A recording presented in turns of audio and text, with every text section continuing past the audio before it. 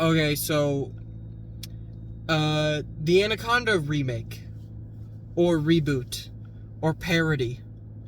Spiritual successor. Themes. Yeah, it's one of those things. This has been a good year for comedy. We had Naked Gun, we had Good Fortune, we had others as well that I can't remember right now. But this is the hardest I have laughed at a movie, which I was not expecting. I was expecting, Jack Black does a shit ton of movies now.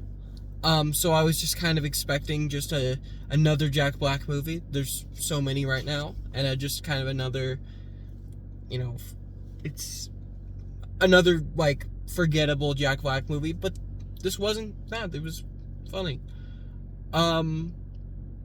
So yeah, what did you think?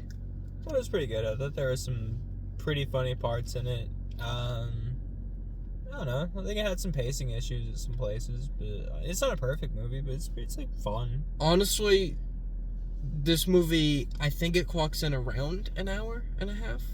It feels a lot like the new Jumanjis. Yeah, it does. I would say that this is because those movies are marketed towards kids a little bit. This is a little bit edgier than those movies. This movie could have benefited from an R rating though. It's a PG-13. But yeah, it is very funny. The best joke is in the trailer though. It's where they think Jack Black is dead, so they dress him up in he's disgusting. He's covered in snake slobber, and then they put a dead squirrel in his mouth, and a pig is on top of him. That's the best joke in the movie, and the trailer gave it away. And then the second best joke is the most juvenile thing on the planet. They need one of the guys to piss on Jack Black. It's the most juvenile thing I've ever seen. Laugh super hard. Classic piss bit. It's the best juvenile joke in a movie since the scene in Ted where the sex worker shits on the floor. It's the best since that. What? There's a scene in Ted where, whatever her name was, Deborah's pretty ballsy, so we were playing Truth or Dare, and I dared her to do it. I didn't think she would, and there's just shit on the floor. Okay. And then we spend 5 minutes, we have a Family Guy cutaway gag to Mila Kunis cleaning it off the floor, and Mark Wahlberg's grossed out. Okay. How did we get here? I said it was the best juvenile joke in a movie since then.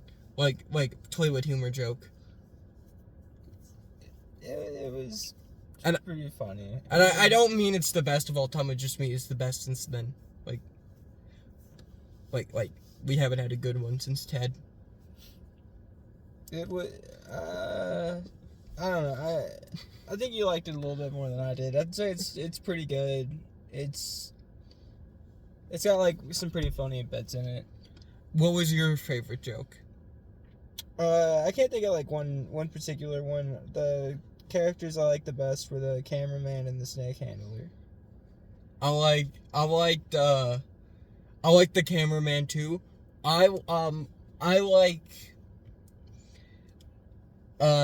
my favorite joke that I haven't mentioned is probably the fact that the title for their reboot of Anaconda is The Anacanda, which made me laugh really hard because I feel like every movie reboot now is the and then the title of the original movie.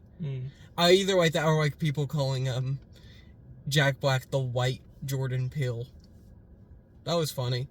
Negatives, I thought the movie felt a little bit too long, and I think that this could have benefited from an R rating and maybe going a little bit edgier on the jokes. It felt like, spoiler alert, Ice Cube shows up at one point. And it feels like them talking about how they didn't know how they were going to end the movie that they were making with Ice Cube in that movie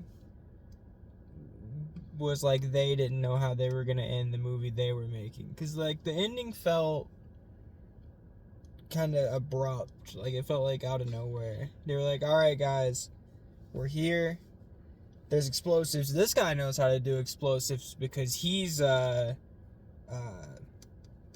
something. he's an alcoholic. Yeah, the dude's thing is he's an alcoholic who might also be a drug addict. He knows how to like, but he knows everything they need him to know. Like he knows how to like fix a camper truck, like a camper van, then just like looking at Jack Black and being like, there's a spark plug, da da da da da, underneath, blah blah blah. Like, why is this guy MacGyver? Brother, you could send me out there and tell me exactly what I needed to do, and I would look at it, shut the hood back, and get eaten by the snake. Yeah. Because I'm not gonna automatically know how to fix a camper van. That guy being MacGyver was weird. Well, I think the point that I'm trying to make is that guy is actually an oracle, and I think that that's symbolism in the movie. I think he is much like Jesus Christ, and well, I mean, this whole movie is obviously about how as adults we try to recreate our childhood memories, and it never ends up going as perfectly as we remember it going. This movie reminded me a lot of Charlotte's Web and The Great Gatsby. Yeah, it reminded me a lot of those were also movies of Citizen Kane and Reservoir Dogs. There were themes. Yeah, there were themes, characters, plot development. I don't know. I mean, if they don't win an Emmy, Grammy, Oscar, Tony, a Peabody, and a Nobel Peace Prize, well, I blame the government. Yeah, I mean, you snubbed the greatest movie of all time.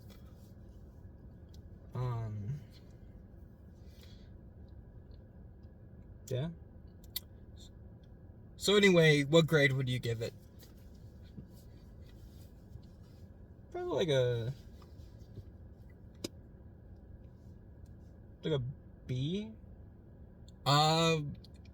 B plus. I'd give it like a good B.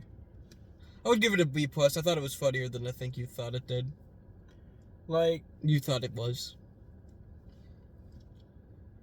Like, if it was a restaurant, it would be like a good chain, like a decent enough chain restaurant. Like, this is the TGI Fridays of movies. Yeah. This isn't Tropic Thunder. Like, it's not gonna blow your mind. It's cheesy, but the things they'll do with cheese is pretty fun. It's like, you know, you can get a cheeseburger with a mozzarella stick on top. That's pretty neat. Look, we got Jack Black, and here's a Paul Rudd too. It's TGI Fridays. And you know, here's Ice Cube for 5 seconds. Just like at a normal TGI Fridays, I do usually see 90s rappers at my local TGI Fridays. Last time I was there, I saw Vanilla Ice. I saw Eazy-E, and I was like, man, I thought you were dead. He's like, nah. What? Okay, I think that's a good place to end this. Alright.